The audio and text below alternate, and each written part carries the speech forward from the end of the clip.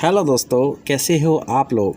उम्मीद करता हूँ कि जहाँ पे भी होंगे अच्छे होंगे। आज स्टार्ट करते हैं। जैसे कि आप लोगों को पता है, मैंने फ़र्स्ट वीडियो बनाया था एचस्टेट 2011 पीआरटी लेवल, जहाँ पे हमने 1 से लेके 15 क्वेश्चन डिस्कस किए थे। चाइल्ड डेवलपमेंट एंड पैडागोजी की काफ़ी अच्छी डिस्कशन थी और सारे कॉन्सेप्ट मैंने आपको सिखाए थे, समझाए थे।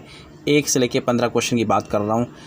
दोस्तों, स्टार्ट करने से पहले मैं आपको एक बात बता देना चाहता हूं कि अगर आप सीटेट के पुराने पेपर सोल्व करना चाहते हैं, जो कि ऑलरेडी सोल्ड हैं, एचटेट के पुराने पेपर यूज़ करना चाहते हैं, या फिर चाइल्ड डेवलपमेंट एंड पैडागोजी का कोई भी टॉपिक अगर आप देखना चाहते हैं, तो आप जो है टैट्स गुरु को सब्सक्राइब कर सकते हैं और साथ में जो बेल आइकन को ज़रूर प्रेस करें, क्योंकि इससे ये होगा कि जब मैं कोई वीडियो अपलोड करूँगा तो आपको नोटिफिकेशन मिल जाएगा, जिससे कि आप मेरी वीडियो देख सकते हैं। तो दोस्तों, अगर आप यूट्यूब पे भी टैट्स गुरु सर्च करोगे तो वहाँ पे भी आपको टैट्स गुरु के अंदर आ जाएगा, या फिर child development and pedagogy by TETs Guru लिख के सर्च करोगे तो भी आपको प्लेलिस्ट मिल जाएगी। आप देख सकते हैं, अच्छे से कर सकते हैं, अपनी तैयारी का जायज़ा ले सकते हैं कि आप कितने तैयार हैं। तो दोस्तों, स्टार्ट करते हैं आज का क्वेश्चन नंबर 16। याद रखना 1 से लेकर 15 क्वेश्चन हम ऑलरेडी डिस्कस कर चुके हैं, ठीक है।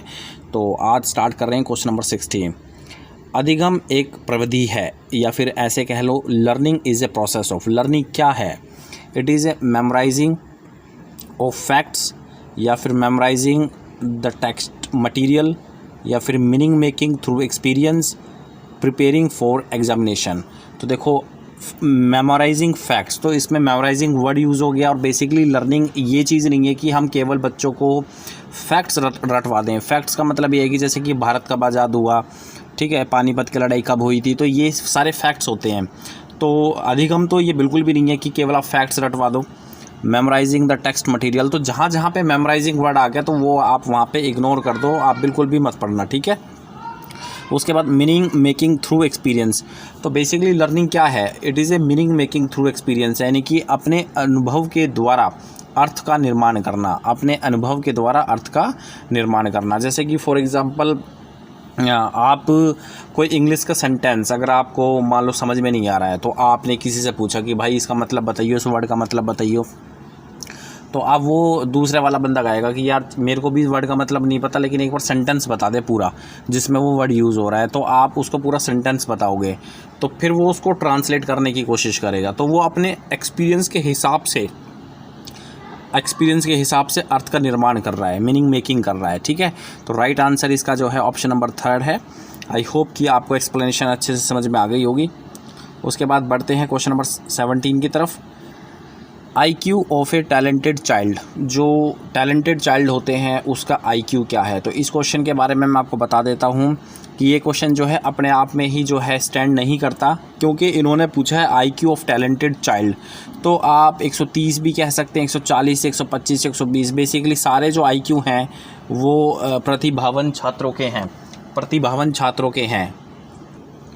तो जैसे कि आप देख सकते हैं 130, 140, 125 और 120, चारों के चारों जो IQ लेवल हैं वो मतलब एक अच्छे बच्चे के हैं, आप देख सकते हैं। क्योंकि 100 IQ लेवल तो जो है हम बेसिकली मानते हैं कि एवरेज बच्चा है, तो 100 से ऊपर अगर IQ लेवल हो तो काफ़ी अच्छा माना जाता है। तो टैलेंटेड चाइल्ड, अब टैलेंटेड की क्या परिभाषा है? मान लो अगर कोई बच्चा एवरेज है, कोई बच्चा जिसका IQ लेवल 100 है, तो वो बच्चा भी टैलेंटेड हो सकता है एक स्पेशल केस में। तो ऐसी बात नहीं है कि 130, 140, 125, 120। तो मेरे हिसाब से क्वेश्चन अपने आप में ही स्टैंड नहीं करता है, ठीक है। तो इसका जो राइट आंसर है वो हम जो है क्वेश्चन ही स्टैंड नहीं करता, तो आंसर क्या बताएं, ठीक है। बात करते हैं क्वेश्चन नंबर 18 की तरफ। Students development depends upon. तो विद्यार्थी का जो विकास है वो निर्भर करता है, विद्यार्थी का विकास किन चीज़ों पे निर्भर करता है, तो वो एक बार देख लें। तो हेरिडिटी एंड एनवायरनमेंट, या फिर नन ऑफ द अबव। तो इसका जो राइट आंसर है वो ऑप्शन नंबर 3, हेरिडिटी और एनवायरनमेंट दोनों पे ही डिपेंड करता है। तो जो हेरिडिटी है वो इंटरनल फैक्टर है जो कि जीन्स के थ्रू आती है, और जो एनवायरनमेंट है वो हेरिडिटी को छोड़ के सब कुछ आपका एनवायरनमेंट होता है। बच्चा जब बाहरी इस दुनिया में आता है, प्रकृति के अंदर आता है, दूसरों से मिलता है, दूसरों से इंटरेक्ट करता है, ठीक है, दूसरों के साथ खेलता है, पेरेंट्स के साथ इन्वॉल्व होता है, तो सारी चीज़ें एनवायरनमेंट के अंदर आती है। तो एनवायरनमेंट एक प्रकार का ब्रॉड फैक्टर है। हेरिडिटी भी जो है रोल प्ले करता है और एनवायरनमेंट भी रोल प्ले करता है। बेसिकली हेरिडिटी और एनवायरनमेंट दोनों ही एक दूसरे का अंतक्रिया है, इंटरेक्शन है। दोनों का गुणात्मक प्रभाव ही डेवलपमेंट को क्रिएट करता है। ठीक है, बात करते हैं क्वेश्चन नंबर 19 की। एक good teacher is one who, एक अच्छा टीचर कौन है? एक अच्छा टीचर कौन है? पहला ऑप्शन देख लेते हैं। एक causes desired behavioural changes in the learner, मतलब वांछित व्यवहार वो परिवर्तन करा दे बच्चे के अंदर, तो वो एक डिज़ायर्ड उत्तम शिक्षक है या डिज़ायर्ड टीचर आप कह सकते हैं, जो कि वांछित व्यवहार को प्रोड्यूस करा दे बच्चे के अंदर, या फिर मौखिक रूप से केवल जो ज्ञान प्रेषित करता है वही एक डिज़ायर्ड टीचर है या उत्तम टीचर है, या फिर केवल इन्फॉर्मेशन को ट्रांसमिट करना ही एक उत्तम टीचर का काम होता है, या फिर पाठ्यचर्या को संप्रेषित करता है, ट्रांसमिट ऑफ करिकुलम। तो बेसिकली इसका जो राइट आंसर है वो ऑप्शन नंबर फर्स्ट है। ठीक है, कि मतलब एक डिज़ायर्ड टीचर, एक उत्तम टीचर वही है जो कि एक डिज़ायर्ड बिहेवियर क्रिएट कर दे बच्चे के अंदर।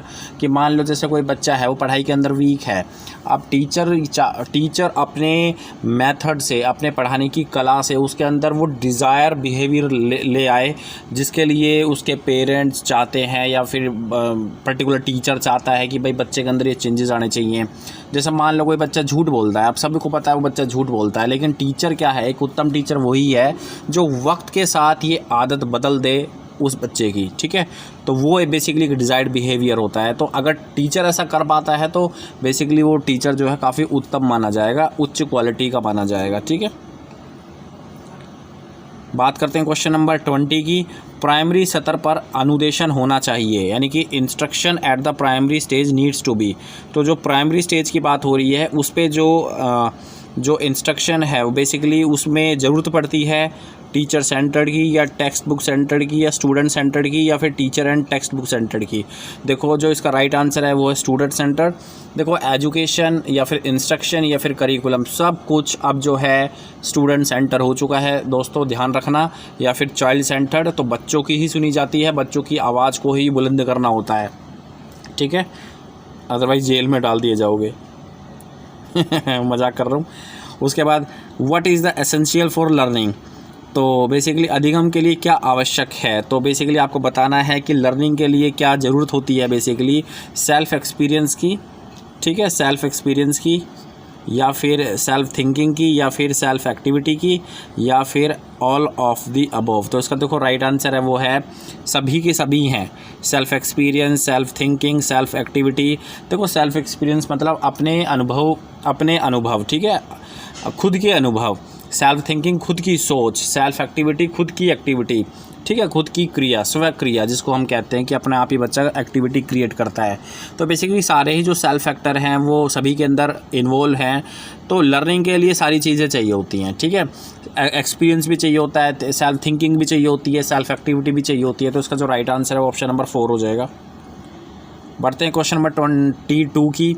ए चाइल्ड ऑफ 6 और 7 years old is not able to accept others viewpoint. तो बेसिकली एक बच्चा है 6 से 7 साल के बीच में उसकी उम्र है, तो वो दूसरे का पॉइंट ऑफ व्यू गेट नहीं करता। तो बेसिकली वो कौन सी विशेषता शो करता है? Because he is too young, क्योंकि वह बहुत ही छोटा होता है, या फिर बिकॉज ही इज़ ईगोसेंट्रिक। तो इसका जो राइट आंसर है वो ऑप्शन नंबर 2, क्योंकि वो अहम केंद्रित होता है। देखो 6 से 7 साल का बच्चा जो है अर्ली चाइल्डहुड की स्टेज में चलता है, और इस स्टेज में जो है बच्चा बहुत ही ज़्यादा ईगोसेंट्रिक होता है। ईगोसेंट्रिक का मतलब ही अहम केंद्रित है, ठीक है, जिसको जीन पियाजे ने बताया था सबसे पहले। तो अगर आपके घर में भी कोई बच्चा है, यदि आप पेरेंट हैं और आपके भी बच्चे बड़े हो चुके हैं, तो आपने भी ऑब्जर्व किया होगा कि 6 से 7 साल का बच्चा जो है ईगोसेंट्रिक होता है। ईगोसेंट्रिक का मतलब होता है कि वो जो है अपना ही पॉइंट ऑफ व्यू आगे लेके चलता है। आप उसको एक सही बात बताओगे, वो उस बात को नहीं समझेगा, वो अपना ही पॉइंट ऑफ व्यू रखेगा आपके सामने कि नहीं मैं तो यही काम करूँगा, चाहे काम वो बेशक गलत क्यों ना हो। ठीक है, आपकी नज़र में, तो क्योंकि उसका तो कोई पर्सपेक्टिव है ही नहीं ना, बच्चे का कोई पर्सपेक्टिव ही नहीं है, तो फिर जो है वो अपने ही पॉइंट ऑफ व्यू को सबसे आगे रखता है। लेकिन ये ईगो नहीं है, एक्चुअली में ईगोसेंट्रिक है। ठीक है, घमंड भी आप इसको नहीं कह सकते। बच्चे की थिंकिंग उतनी ही सीमित होती है जितना जो है बच्चे का माइंड होता है। तो बेसिकली इसका जो राइट आंसर है वो है ईगोसेंट्रिक, और ये ज़्यादातर 6 से 7 साल के बीच में आती है। जैसे जैसे बच्चा बड़ा होता जाता है ये ईगोसेंट्रिक जो अहम केंद्रित है, ये जो विशेषता है, आप इसको बैड थिंकिंग कह लो, कुछ भी कह लो, ये कम होती चली जाती है टाइम के साथ साथ। ठीक है, बात करते हैं क्वेश्चन नंबर 23 की। चिल्ड्रन ऑफ 6 से 11 साल का जो बच्चा है बेसिकली आयु वर्ग के बालकों को सीखने के लिए आवश्यक है। तो बेसिकली जो 6 से 11 वर्ष का बच्चा है उनके लिए क्या आवश्यक है? तो बेसिकली इसका जो राइट आंसर है वो है option number first. Option number first is the right answer. Availability of concrete activities और एक्सपीरियंसेस। अब देखो इसका मतलब मैं आपको बताता हूँ। बच्चे की उम्र है 6 से 11 साल के बीच का बच्चा है। अब उसके लिए अवेलेबिलिटी ऑफ कॉन्क्रीट एक्टिविटीज़, मतलब कॉन्क्रीट का मतलब क्या है? मूर्त क्रियाएं, ऐसी क्रियाएं जिनको बच्चा देख सके। ठीक है, जो बच्चे के सामने हो। देखो 6 से 11 साल का जो बच्चा है उसका थिंकिंग इतना, अभी ब्रेन इतना डेवलप नहीं हुआ है, कोग्निटिवली वो अभी डाउन है। ठीक है, धीरे धीरे वो डेवलप कर रहा है चीज़ों को। तो जो चीज़ें उसके सामने होगी वो उस पर ज़्यादा बिलीव करेगा, ट्रस्ट करेगा, उस चीज़ को ज़्यादा एक्टिवली पार्टिसिपेट करने की कोशिश करेगा। अब जो चीज़ें आप हवा में उड़ा दोगे कि हाँ देखो वो चीज़ होती थी, वो चीज़ होती थी, तो वहाँ पे सोचने के लिए दिमाग चाहिए होता है। सबसे पहले कहते हैं ना, सोचने के लिए दिमाग चाहिए होता है। तो वहाँ पे जब बच्चे के अंदर इतना ब्रेन ही नहीं है कि वो चीज़ों को सोच पाए, तो बेसिकली कॉन्क्रीट मटेरियल्स के साथ आपको उसको इन्वॉल्व कराना पड़ेगा।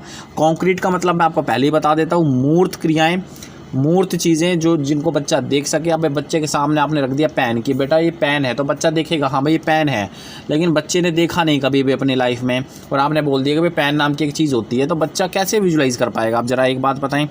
आप एक बात देखें, बच्चे के जो चैप्टर्स देखें आप, इंग्लिश के, हिंदी के, संस्कृत के, तो वहाँ पे क्या होगा कि एक्चुअली में कोई चीज़ें जब समझा रखी होती हैं ना चैप्टर के अंदर, तो वो पिक्चर के साथ समझाते हैं। वो पिक्चर इसलिए इन्वॉल्व करते हैं ताकि बच्चा जो है देखे, पिक्चर को देखे तो विजुलाइज़ करने की उसकी शक्ति बढ़े। अब वहाँ पे पिक्चर नहीं होंगी तो फिर बच्चा कैसे समझेगा? आप एक बात बताएं ज़रा। जैसे जैसे बच्चा बड़ा मतलब होता जाता है, तो 11th-12th में भी आपने देखा होगा कि वहाँ पे पिक्चर नहीं होती है इंग्लिश के अंदर। इंग्लिश की जो सप्लीमेंट्री बुक होती है, कोई भी चीज़ होती है, तो वहाँ पे पिक्चर्स यूज़ नहीं करते हैं, क्योंकि 11th-12th स्टेज पे जाके तो बच्चे की जो एब्स्ट्रैक्ट थिंकिंग है वो डेवलप हो चुकी होती है। एब्स्ट्रैक्ट थिंकिंग का मतलब होता है अमूर्त थिंकिंग या अमूर्त सोच। बच्चे की वो सोच डेवलप हो चुकी होती है, बच्चा विजुलाइज़ कर सकता है, लेकिन छोटे बच्चे विजुलाइज़ नहीं कर पाएंगे। ठीक है, बात करते हैं क्वेश्चन नंबर 24 की। Which among the following plays the most important role for emotional development of a child in early childhood. तो बेसिकली बच्चे के अंदर सबसे ज़्यादा इंपॉर्टेंट रोल प्ले कौन करता है बच्चे के इमोशनल डेवलपमेंट के अंदर? तो देखो इसका जो राइट आंसर है दोस्तों वो हो जाएगा parents. Parents is the right answer, क्योंकि सबसे पहले बच्चा जो है फैमिली के अंदर ही अपनी लाइफ को जीता है, माता पिता के बीच में ही रहता है। तो बेसिकली इमोशनल डेवलपमेंट मतलब बच्चे के संवेग वहीं पे ही विकसित होना स्टार्ट हो जाते हैं माता पिता के अंदर। क्योंकि माता से, देखो अगर लड़की है तो डैडी से, या फिर अगर लड़का है तो अपनी मदर से ज़्यादा उसको अटैचमेंट हो जाती है। तो अटैचमेंट एक प्रकार की इमोशनल डेवलपमेंट है, तो अटैचमेंट से ही बच्चा धीरे धीरे अपने इमोशनल डेवलपमेंट को आगे बढ़ाता है। बात करते हैं शिक्षा मनोविज्ञान है। Question number 25, education psychology is pure science and applied science. तो उसका राइट आंसर है अप्लाइड साइंस। ठीक है, व्यवहारिक विज्ञान, क्योंकि देखो जो ये साइंस है एक प्रकार की, अप्लाइड साइंस किसे कहते हैं? जो कि व्यवहार, जिनके ऊपर ऑब्जर्वेशन पहले की गई है पास्ट में, तो व्यवहार के अंदर वो हुई है चीज़ें। ठीक है, एक्सपेरिमेंट कर के चीज़ें हुई हैं।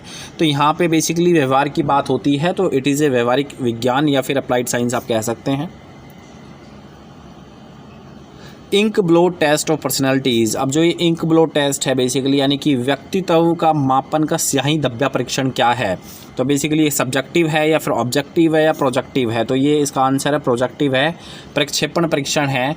सबसे पहले मैं आपको बता दूं, जो इंक ब्लो टेस्ट है मतलब स्याही धब्बा जो परीक्षण है वो एक प्रकार का पर्सनैलिटी टेस्ट है, और यहाँ पे हम बच्चों की पर्सनैलिटी को जज करते हैं उनको पिक्चर दिखा के।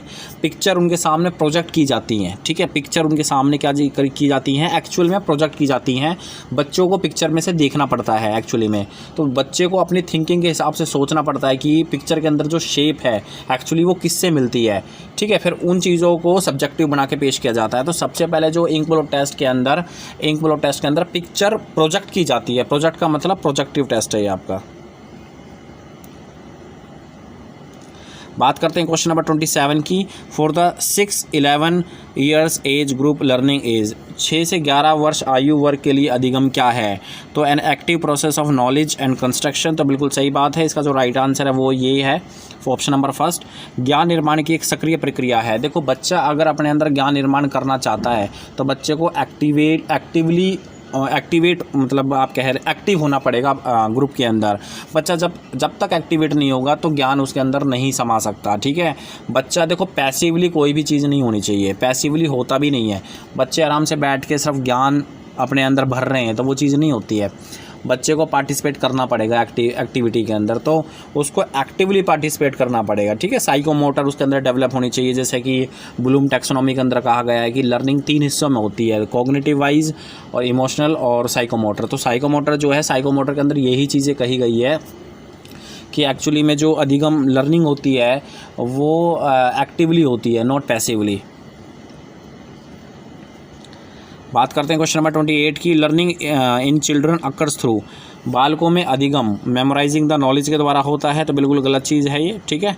रीडिंग द टेक्स्ट बुक, नहीं। Transmission of knowledge by the teacher, बिल्कुल भी नहीं। डूइंग एक्टिविटी, इसका सही आंसर है क्रिया करके होता है। देखो वही वाली बात हो गई जो पिछले वाले क्वेश्चन में बता रहा था कि बच्चों के अंदर जो अधिगम होता है वो केवल एक्टिविटी के जरिए होता है। अगर आप एक्टिविटी उसको करा रहे हो, बच्चों को अगर आप एक्टिविटी करा रहे हो तो इसका मतलब वो बच्चे एंजॉय भी करेंगे, साथ में उनके दिमाग में अधिगम भी सेट होगा, ठीक है, और लर्न भी होगा उनको कुछ। बात करते हैं क्वेश्चन नंबर 29 की। Learning takes place effectively if a child, learning take place effectively if a child, learning take place effectively if a child is made ready to learn, repeat what he learns, feel satisfied या does all the above. तो देखो इसका जो right answer है वो है कि अगर आप लर्निंग से पहले बच्चे को तैयार करेंगे सिखाने के लिए तो वो सही बात है। थॉर्नडाइक का नियम भी यही कहता है, लॉ ऑफ रेडीनेस, तत्परता का नियम।